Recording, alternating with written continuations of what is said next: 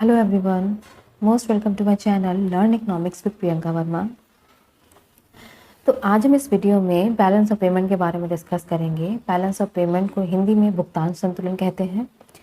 तो इसके सबसे पहले हम इसकी डेफिनेशन से स्टार्ट करते हैं कि एक फिक्स पीरियड ऑफ टाइम में किसी देश के निवासियों तथा बाकी विश्व के बीच किए गए सभी इकोनॉमिक ट्रांजैक्शन के विवरण या रिकॉर्ड को बैलेंस ऑफ पेमेंट कहते हैं। Means fix period of time, जो कि हमारी इंडिया में अगर हम बात करें तो हमारी इंडिया में जो फिक्स पीरियड ऑफ टाइम जो है फाइनेंशियल ईयर के नाम से हम जानते हैं, जो कि 1 अप्रैल से स्टार्ट हो गए 31 मार्च को जो कि ख़त्म होता है। तो ये फिक्स पीरियड ऑफ टाइम जो है इंडिया का है। अगर हम बाकी कंट्रीज़ की बात करें तो बहुत सी कंट्रीज़ जो फिक्स पीरियड ऑफ टाइम में एक पूरा कैलेंडर पीरियड लेती हैं, जो कि जनवरी से स्टार्ट होता है, दिसंबर में ख़त्म होता है। सबका अपना अलग अलग एक फिक्स पीरियड ऑफ टाइम है।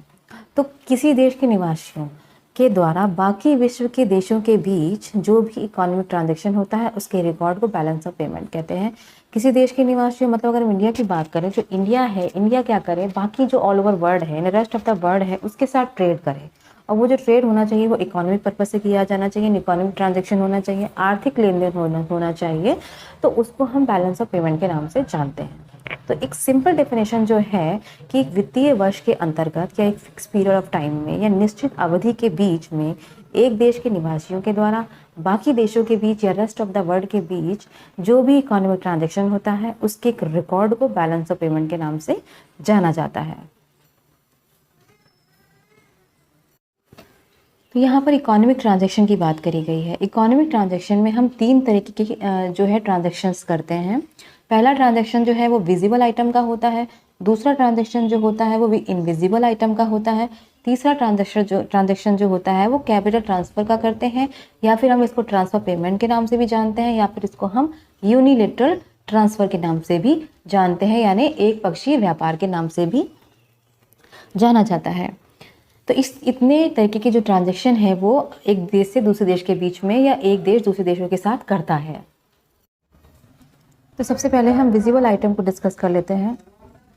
विजिबल आइटम में सिर्फ और सिर्फ गुड्स को इंक्लूड किया जाता है, यानी इन गुड्स को देखा जा सकता है, उसको मेज़र किया जा सकता है कि एक देश से दूसरे देश के बीच में कितनी गुड्स जा रही हैं, कितनी क्वांटिटी की गुड्स जा रही हैं, उसकी वैल्यू क्या है, इन चीज़ों को मेज़र किया जा सकता है। यानी जो भी लेन देन होता है वो पोर्ट के माध्यम से होता है या बंदरगाह के माध्यम से होता है। तो बंदरगाह में उन चीज़ों को रिकॉर्ड किया जा सके जो चीज़ें दूसरे देश को जा रही हैं या दूसरे देश से अपने देश में आ रही हैं, तो उनका एक रिकॉर्ड होना चाहिए। तो उसे हम विजिबल आइटम्स के में इंक्लूड करते हैं।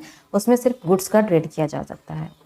दूसरा है इनविजिबल आइटम। इनविजिबल आइटम्स में हम सर्विसेज को इंक्लूड करते हैं, और सर्विसेज जो हैं उनको हम मेज़र नहीं कर सकते, उनको हम देख नहीं सकते कि एक देश से दूसरे देश को कौन सी सर्विसेज जा रही हैं, कितनी सर्विसेज जा रही हैं, कितनी क्वांटिटी की सर्विसेज जा रही हैं, कितनी वॉल्यूम की सर्विसेज जा रही हैं। तो इनको हम मेज़र नहीं कर सकते, इसको हम देख नहीं सकते। वो आपस में एक गवर्नमेंट, एक देश की गवर्नमेंट दूसरी देश की गवर्नमेंट के साथ जो भी एग्रीमेंट के तहत जो भी सर्विसेज का लेन देन करती है, तो वो आपस में हिसाब से ट्रेड करती है एग्रीमेंट के तहत, बट उसको हम देख नहीं सकते हैं या फिर उसको हम पोर्ट पे मेज़र नहीं कर सकते हैं। तो उन्हें हम इनविजिबल आइटम्स कहेंगे, और इनविजिबल आइटम्स में सर्विसेज को इंक्लूड किया जाता है। फिर है कैपिटल ट्रांसफ़र। कैपिटल ट्रांसफ़र होता है और एक होता है यूनिलेटरल ट्रांसफ़र। तो यहाँ पे कैपिटल ट्रांसफ़र का मतलब ये होता है कि कोई भी जो है फॉरेन इन्वेस्टमेंट होता है, अगर कोई देश दूसरे देश में जाकर के फॉरेन इन्वेस्टमेंट करना चाहता है, या दूसरा देश हमारे देश में आकर के फॉरेन इन्वेस्टमेंट करना चाहता है, तो इससे भी कैपिटल ट्रांसफ़र होता है। इससे भी आपस में एक्सपोर्ट इम्पोर्ट कैपिटल का किया जाता है। फिर है नेक्स्ट है इसमें हम यूनिलेटरल जो है ट्रांसफ़र को भी इंक्लूड करते हैं। आगे हम इसे पढ़ेंगे जब हम पूरा अकाउंट देखेंगे। जो भी अकाउंट्स होते हैं इसके, कैपिटल अकाउंट होता है या फिर हम कहें करंट अकाउंट होता है या फाइनेंशियल अकाउंट होता है, उसमें हम चीज़ों को डिटेल में डिस्कस करेंगे। यहाँ पे बस मीनिंग में समझा रही हूँ यहाँ पर कि जो हमारा यूनिलेटरल ट्रांसफ़र होता है, इसमें इसे हम हिंदी में एक पक्षीय जो है हस्तांतरण भी बोलते हैं।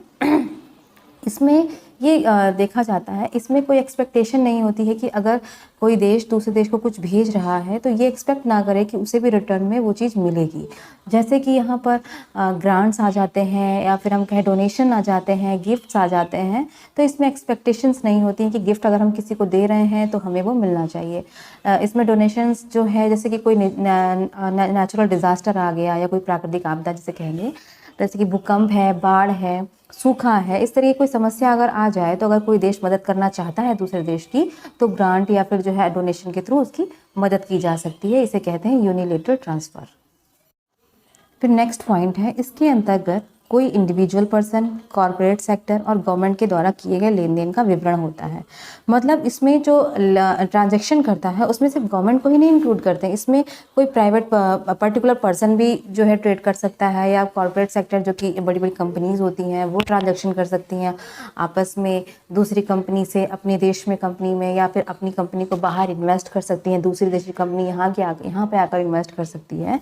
तो इस तरीके से जो लेन देन होता है वो इंडिविजुअल पर्सन भी कर सकता है, या फिर कॉर्पोरेट सेक्टर भी कर सकता है, या गवर्नमेंट के द्वारा किए गए लेन देन का विवरण होता है बैलेंस ऑफ पेमेंट।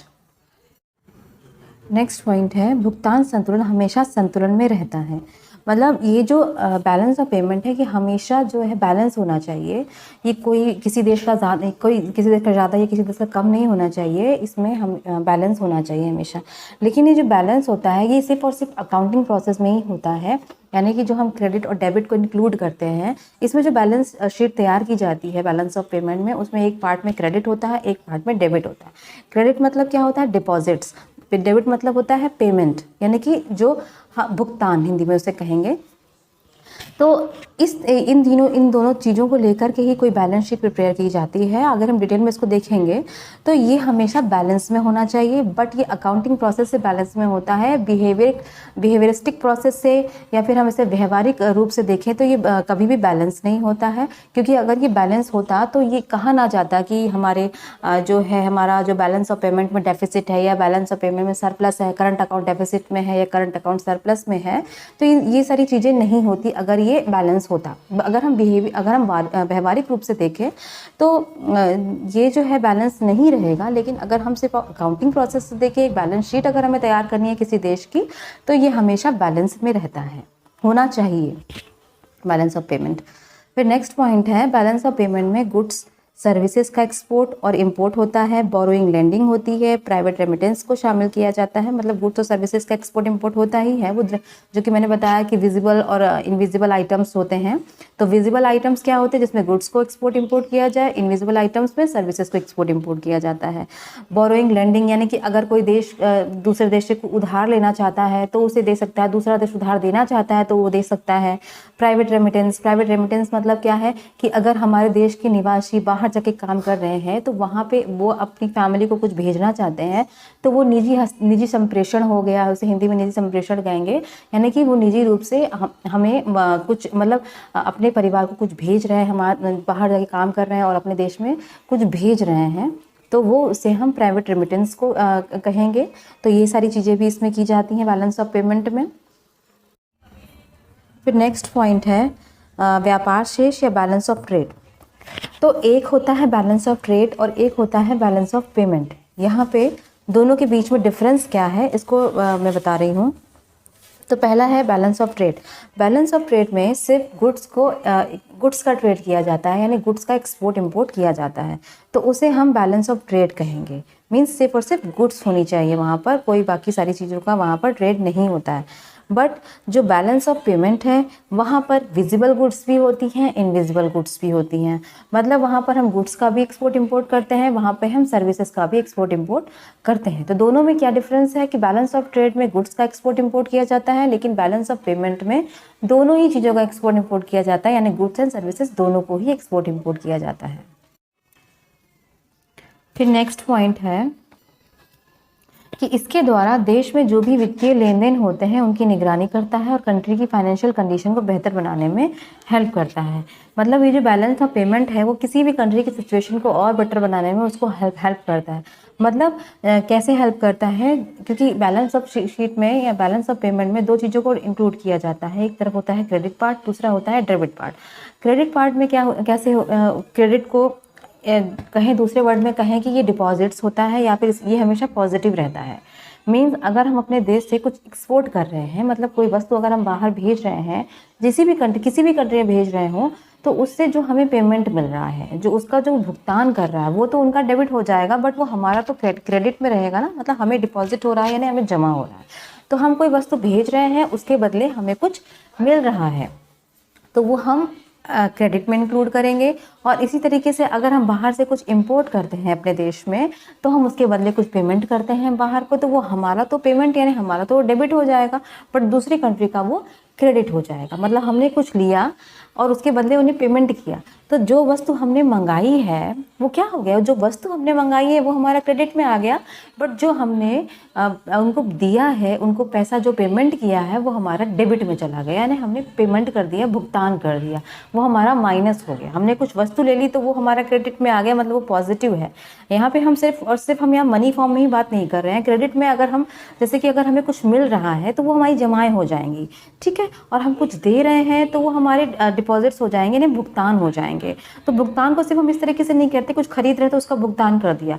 यहाँ पे ये जो बैलेंस ऑफ शीट होती है इसको double entry book keeping system के नाम से भी जानते हैं। Double entry book keeping system means कि अगर कोई जैसे कि मान लीजिए इंडिया है और चाइना के साथ ट्रेड हो रहा है, इंडिया क्या कर रही है, चाइना को जो है 1 कुंटल गेहूँ जो है वो एक्सपोर्ट कर रही है, उसकी कीमत जो है वो 1000 रुपये है, ठीक है। तो इंडिया ने चाइना को 1 कुंटल गेहूँ एक्सपोर्ट किया, मतलब चाइना ने 1 कुंटल गेहूँ लिया, तो वो उसका जो हुआ क्रेडिट में जोड़ 1 कुंटल जो गेहूँ है वो उसके क्रेडिट पार्ट में जोड़ दिया जाएगा, बट चाइना ने उसके बदले जो 1000 रुपये इंडिया को दिए हैं तो वो उसका डेबिट पार्ट में आएगा, बट वो हमारा जो होगा वो हमारा क्रेडिट में आ जाएगा, और 1 कुंटल जो हमारा गेहूँ है वो हमारा डेबिट में आ जाएगा। मतलब हमने गेहूँ दिया है और उसके बदले हमने 1000 रुपये लिए हैं, वो हमारा क्रेडिटेड हो गया, गेहूँ दिया वो हमारा डेबिट हो गया। तो इससे हम क्या कहेंगे, ये इंडिया के पर्सपेक्टिव है कि इंडिया ने चाइना के साथ जो ट्रेड किया, मतलब अगर एक कुंटल गेहूँ उसने दिया तो 1000 रुपये उसे मिला, तो 1000 रुपये जो मिला वो क्रेडिट हो गया, बट उसने 1 कुंटल गेहूँ दिया जो वो डेबिट हो गया, ठीक है। तो इसे हम कहते हैं double entry book keeping system. Debit हमेशा पेमेंट होता है और जो क्रेडिट होता है हमेशा जमा या डिपॉजिट्स होती हैं, ये चाहे किसी गुड्स के फॉर्म में हो चाहे ये मनी के फॉर्म में हो, ठीक है, क्लियर। और जो हमारा क्रेडिट होता है उसको हम दूसरे वर्ड में रिसीव्ड भी कह सकते हैं, डेबिट को पेमेंट भी कह सकते हैं।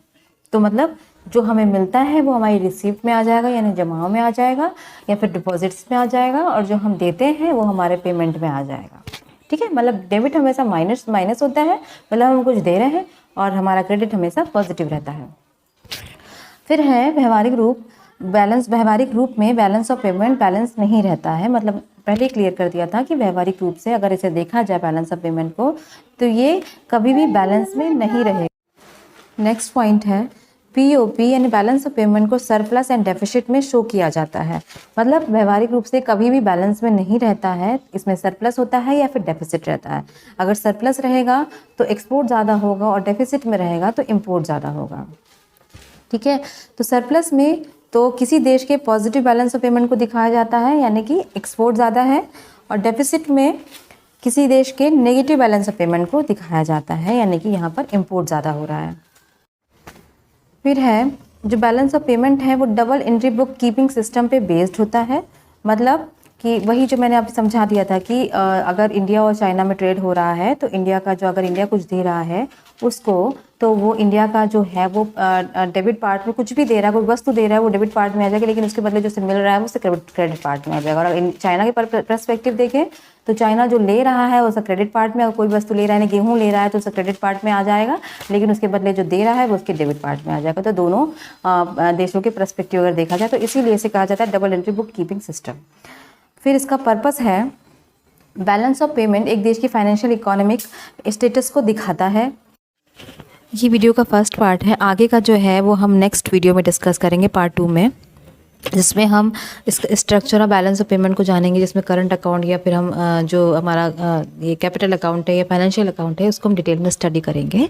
तो फिर मिलते हैं नेक्स्ट वीडियो में पार्ट 2 के साथ।